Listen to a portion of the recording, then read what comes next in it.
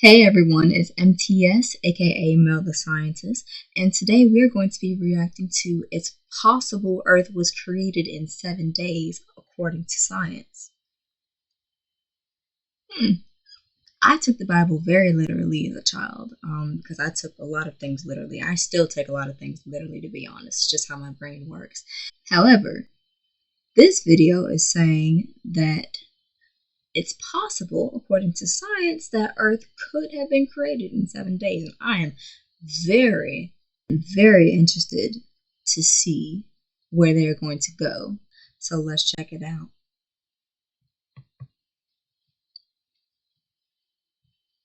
Earth is about 4.6 billion years old, so could it have been created in 7 days like in the book of Genesis? It might sound crazy, but it actually could have been possible for someone to watch the Earth form in 7 days. For this adventure, we'll use science to show exactly how this could have happened. Let's start off by saying that the Earth is very, very old and took a very, very long time to become the planet we have today. Using science, math, and empirical evidence, we know that the Earth was created around 4.6 billion years ago. In fact, life on the planet has been around for about 3.7 billion years in the form of microbes, and humans evolved around 300,000 years ago in Africa. Obviously, all of these time spans are much longer than 7 days. So, how could it be possible to see all those things happening in just 7 days? All you need is a lot of gravity and some time dilation to make it work. The crazy part is that this can all be explained by science. Before we get into exactly how the Earth and all the things on it could have come about in 7 days, let's take a look at what events need to happen for the Earth to form. There are two versions to this story. The first revolves around science and mathematics. The second is based on religion.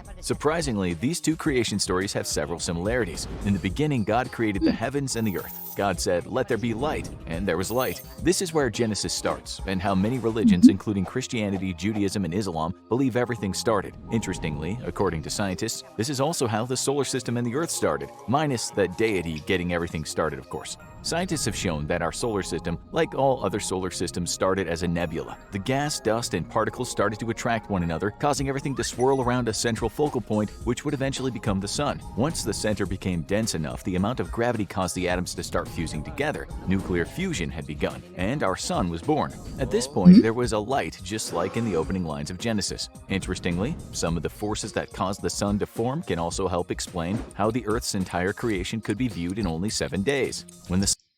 Yeah, it is interesting how science and religion like to clash a lot when they're honestly a lot more similar than scientists and religious people like to think. I mean, it's possible that they could be one and the same. You never know. But I've never been one for the animosity between religion and science. I feel like it's just not necessary. There can be respect between the two.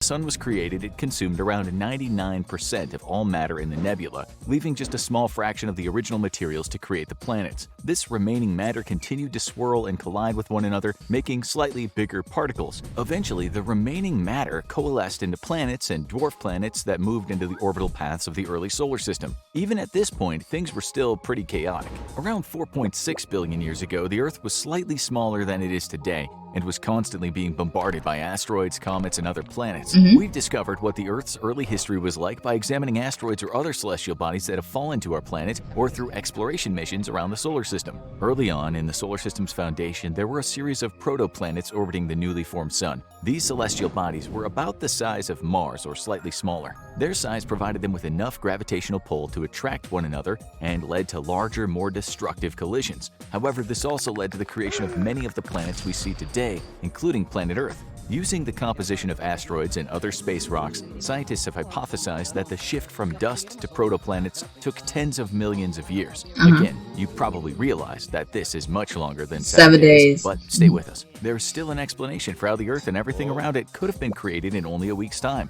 However, what happens next in Earth's history does seem contradictory to what happened in Genesis. It's surprising how closely the chronology of the events in the 7-day creation story matches up with the events that created Earth, according to science. Unfortunately, the next event that occurred during the conception of Earth is misplaced in Genesis. Around 60 to 150 million years after the solar system was born, Earth collided with another protoplanet. When these two planetoids smashed into one another, they created a new planet that would eventually become Earth. Millions of tons of debris were ejected into space due to the impact. This debris eventually all came together in orbit around the Earth and formed the moon we have today. We know that the moon was created from part of the Earth because when astronauts brought back lunar rocks from the moon landings, it was found that the moon rocks were composed of the same proportions of elements as those on Earth. The only way this could have happened is if both celestial bodies came from the same initial planet.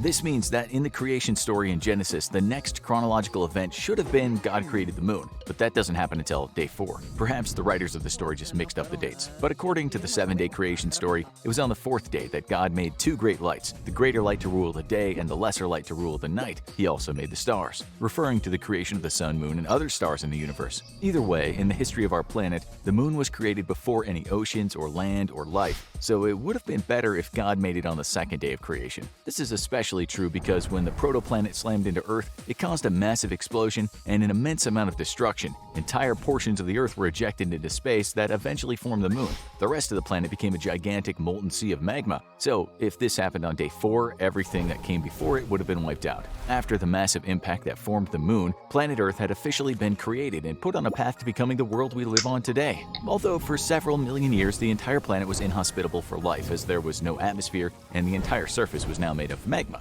This brings up an interesting connection to the Genesis story. On the 2nd day of creation, it is written, "And God said, let there be a firmament in the midst of the waters, and let it divide the waters from the waters." Perhaps this is not referring to literal water or even heaven and earth, but the flowing magma on the surface of the planet. And if this is the case, then the next part of the Genesis story and what we know from science about the creation of... You know what?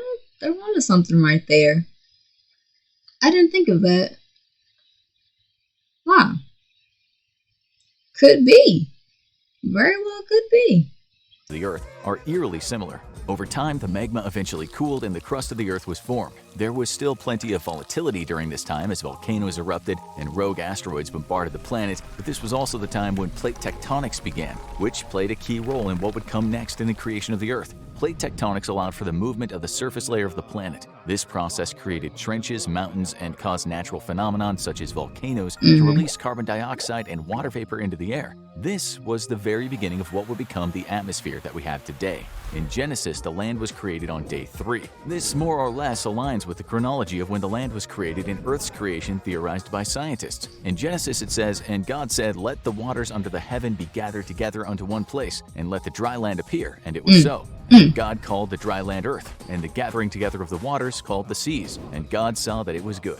Scientists believe that after the magma ocean that covered the earth cooled, the land was created. As tectonic plates began to move, the water vapor released into the air rained back down on the earth and formed the oceans and other bodies of water. This process, in conjunction with water trapped in comets and asteroids that struck the earth, is what formed our oceans. This is also aligning with the series of events in the 7-day creation story. Again, the main discrepancy here is the length of time. According to the creation story, these events happened within 3 days of the sun forming. Conversely, science says it took almost 1 billion years for all those things to happen. However, chronologically, both versions of the creation of Earth are still pretty closely aligned except for when the moon was made. The main problem is that the span of time between the two is vastly different, but we still believe this can be reconciled as long as everything else lines up. First, let's talk about how and when life got started on our planet, since this is one of the key events in Earth's past. Around 3.6 billion years ago, the first life evolved on Earth. These creatures were single-celled organisms, and it would be a long time before plants and animals covered the world. Unfortunately, in Genesis, it doesn't say anything about first God created the microbes, but it does say,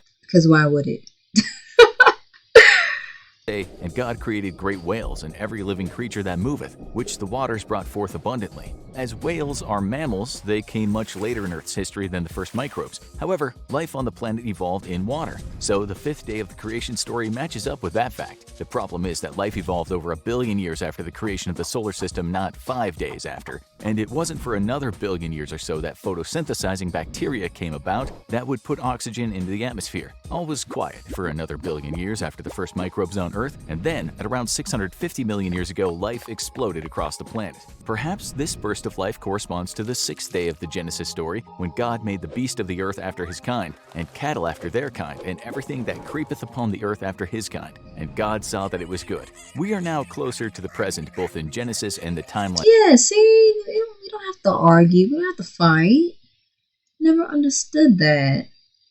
And that scientists have provided us. The Earth is covered in life in versions. However, something that the Genesis story doesn't address until later in the story is mass extinctions. This is an important part of the creation of the Earth we have today. There have been 5 mass extinctions, the largest of which occurred 252 million years ago, known as the Permian-Triassic extinction. During this event, around 90% of all life on the planet was wiped out. This may sound reminiscent of the Noah's Ark story, but humans wouldn't be on the Earth for another 251 million years or so. And we can't forget the Cretaceous-Paleogene extinction that occurred around 66 million years ago, which wiped out most of the dinosaurs off the face of the planet. The reason that these events are so important to the history of the Earth is that each extinction was the result of a massive change to the planet. Sometimes the extinction event came from space, like with an asteroid impact. Other times extinction came from the planet itself, such as a supervolcano eruption or an ice age that made the world one giant ice ball. So, the story of the creation of our planet should most certainly include catastrophic events and mass extinctions. This isn't discussed in the Genesis creation story, but that's okay, because in the 7 days of creation, something exceptional happened on day 6, something that will also help explain how the Earth could have been created in just 6 days.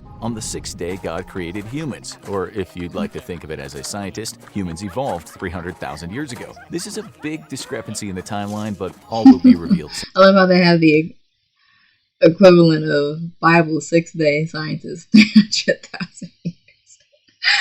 Evolved 300,000 years ago. This is a big discrepancy in the timeline, but all will be revealed soon. So God created man in his own image. In the image of God, he created him, male and female. And God saw everything that he had made, and behold, it was very good. And the evening and the morning were the 6th day. Humans are a recent addition in terms of Earth's timeline, which again matches up with the progression. And recent is an understatement of events in the 7-day creation story, and this is where things get good. Now that humans are on the planet, they invent mathematics and science. These are the tools we'll use to hypothesize how it could have been possible for all of the events in the creation story of Genesis. Yes, tell me. 4.6 billion year history of the Earth that scientists have developed using empirical evidence could both be true without divine intervention. First, we'll turn to Einstein for answers. We know that the faster you move, the slower your time moves. So would it be possible for someone traveling at the speed of light to observe the entire creation of Earth in what they perceive to be only 7 days? Let's imagine you are from a technologically advanced civilization that's exploring our solar system 4.6 billion years ago. You notice the nebula that'll lead to the creation of the sun and the planets is about to collapse in on itself and birth our solar system. You maneuver your super-fast ship into the location where the Earth will orbit around the sun. You throw your ship's hyperdrive engines into full power and begin orbiting the Earth at the speed of light. Now, as you look out your viewport, you'll notice that time is moving slower for you than time is moving for the Earth. The idea of this experiment is similar to how astronauts currently orbiting the Earth aboard the International Space Station come back slightly younger than they should be if they'd stayed on Earth. By slightly younger, we mean milliseconds younger, which is an imperceptible amount of time. However, the time moved slightly slower compared to ours on the planet because they were moving at a faster speed than the Earth is. What this means is that when the astronauts land back on Earth, they have traveled milliseconds into the future. Again, the amount of time travel they actually did is so small that there's no perceivable change. However, what would happen if you could travel at the speed of light? How far into the future could you go? And is it far enough to witness the Earth being formed in just 7 days? If we take this example to the extreme and have you orbit the Earth at the speed of light in a super advanced spaceship as it's forming, it's possible that at the end of your week in orbit, you could have witnessed the entire 4.6 billion year history of the Earth. This is beyond our current ability to test, as we don't currently have the technology to run this type of experiment yet. There might be another way that you could watch the Earth be created in just 7 of your days. However, it would be much more dangerous. First, let's imagine that you're still a part of that technologically advanced civilization just before our solar system began 4.6 billion years ago. Now, let's say that instead of trying to slow down your time relative to Earth by moving at the speed of light, you take a different approach. There is one place known in the universe where the laws of physics break down and time can slow almost to a stop. We're talking about a black hole. Before you throw yourself into a black hole, let's start with a disclaimer. No one actually knows what happens in a black hole, especially once you pass the event horizon and approach the singularity. However, we do know that the closer you are to the center of the black hole, the more gravity there is. In order for an observer to watch the Earth being created in just 7 days, they would need to have a highly advanced craft that would allow them to approach the event horizon of a black hole while also being able to observe the Earth. The only way this would be possible is if you created a black hole right next to the Earth, or you entered the black hole at a different point in the galaxy just as you observed the Earth starting to form using a super high-powered telescope. To avoid the black hole consuming the Earth after you were done observing it being created, let's say you chose that second option. You're sitting just outside the gravitational pull of the black hole when you begin to observe the nebula collapsing. The sun is about to burst into existence and the Earth will soon follow. At this moment, you move toward the black hole. There are a few things you'll need in order to survive this ordeal. You'll need a spaceship capable of withstanding an immense amount of gravity, while also having enough power to eject yourself out of the black hole once the mission is complete. The other option is that you sacrifice yourself for science, just to prove that the formation of the Earth could have been observed in 7 days, but we'll get back to that later. A black hole gets its name from the fact that gravity within its singularity is so strong that not even light can escape its gravitational pull once it passes the event horizon. What's important to remember in this scenario is that time moves slower for someone who is experiencing more gravity than an object, let's say planet Earth in this case. This means that being near the black hole with a massive amount of gravity might allow your time to slow down enough so that in a matter of days you could witness the 4.6 billion years it took for Earth to form. What this means is that as you approach a black hole and look backward toward the Earth through a super high-powered telescope, what is seconds for you will be years for the planet Earth. Taking this to the extreme, the deeper you go toward the black hole, the slower your time will move compared to the Earth. There are a whole lot of problems to overcome in this scenario, but since you belong to an infinitely intelligent species that's just trying to observe the formation of a planet and the evolution of the human species in just 7 days, you'll call in your brightest scientists to make it happen. Black holes are really weird places. For example, as you descend into a black hole, your ship will be spaghettified. This means that the end of the ship heading toward the singularity will experience more intense gravity than the end of the ship that is further away from the singularity. This causes the two ends of the ship to be pulled toward the middle of the black hole at different rates. The result of those forces is that the ship will be stretched out like a piece of spaghetti. Your engineers will overcome this problem using advanced technology, such as an anti-gravity bubble. You also had a team of scientists make a telescope that compresses the wavelengths of light reaching it inside the black hole because they become stretched out and shifted into different spectrums due to the immense gravity. Once all of that is taken care of, you can begin your journey. You move closer to the black hole while viewing Earth from your spaceship. The closer you get to the black hole, the more gravity there is, and the slower your time moves relative to Earth. At first, you'll notice the solar system Earth is part of beginning to form slowly. The closer you go to the black hole, the more time seems to speed up on Earth relative to your own. At some point, you'll reach a sweet spot. There will be a specific amount of gravity that will allow one day for you to be equal to 657,142,857 years. We better pray a black hole doesn't show up anywhere close to our eyesight. To be equal to 657,142,857 years for the planet. Obviously, it'll be hard to make out exactly what's happening at any given moment on Earth, but if the gravity was strong enough, you would only have to wait 7 days for 4.6 billion years to pass on Earth. This means that you have observed Earth being created in 7 of your days. Does this make you God?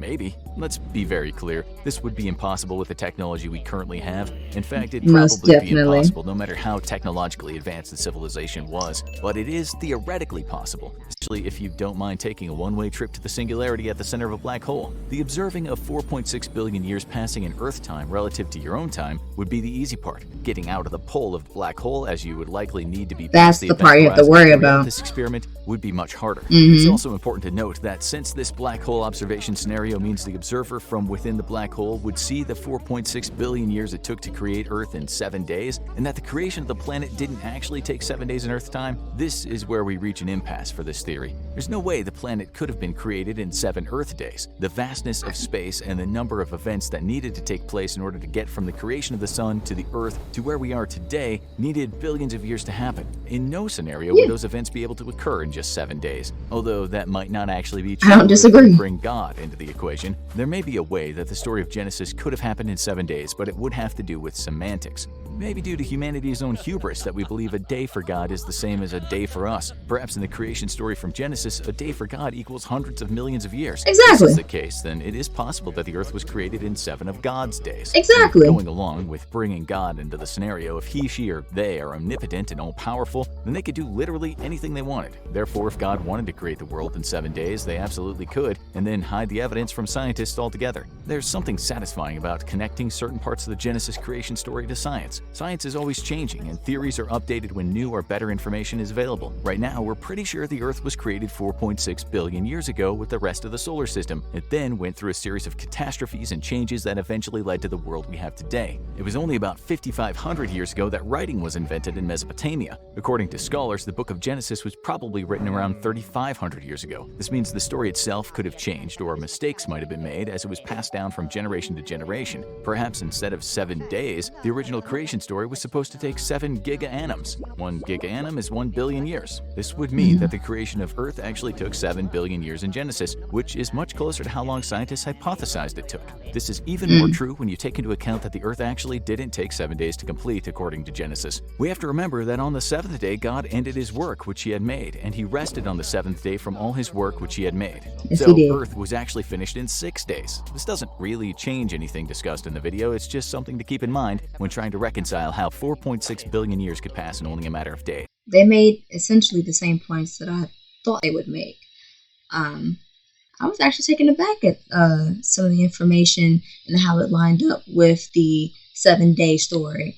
I totally, because my Bible study has, I grew up in a Catholic school setting, so it's been a minute.